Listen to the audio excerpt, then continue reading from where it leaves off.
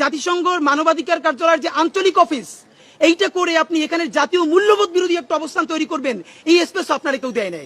আপনাকে checks and balance তৈরি করতে হবে।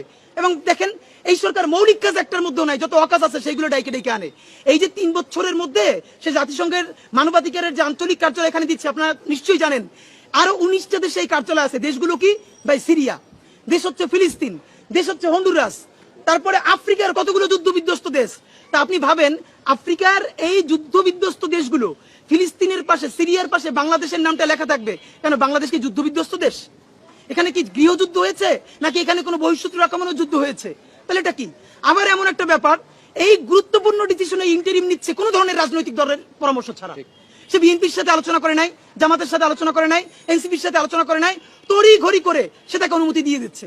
তার থেকেও ভয়াবহ ব্যাপার হলো, এই কাউন্সিল বলছে যে এই সরকারের মধ্যে, এই রাষ্ট্রের মধ্যে যারা কাজ করবে, এই সকল দায় বাংলাদেশ রাষ্ট্রকে নিতে হবে, জাতিসংঘের কোনো কর্মকর্তা দায় নিতে পারবে না। মানে কি? এখন আমরা এটা বুঝি, এগুলোর মধ্য দিয়ে আপনারা এখানকার যে আমাদের জাতীয় মূল্যবোধ, হিন্দু মুসলিম নির্বিশেষে, সেই মূল্যবোধের বিরুদ্ধে আপনাদের এখানে ভিন্ন এজেন্ডা আছে। এখন আমাদের যেটা করতে হবে, আমরা ভারতের আধিপত্যবাদ মোকাবেলায় পশ্চিমাকে এই এজেন্সিও দেই নাই যে আপনি এখানে আমাদেরকে এই অখাদ্য চাপাই দিবেন। আপনারা যে ফিলিস্তিনে মানবাধিকারের আঞ্চলিক কার্যালয় করেছেন, গণহত্যা থামছে ফিলিস্তিনে, সিরিয়ায় করছেন, সিরিয়ায় গণহত্যা থামছে। তো সিরিয়া কি? এটা কি সিরিয়া? এটা কি ফিলিস্তিন? এটা কি আফ্রিকার যুদ্ধ বিধ্বস্ত দেশ? এখানে এটা লাগবে কেন?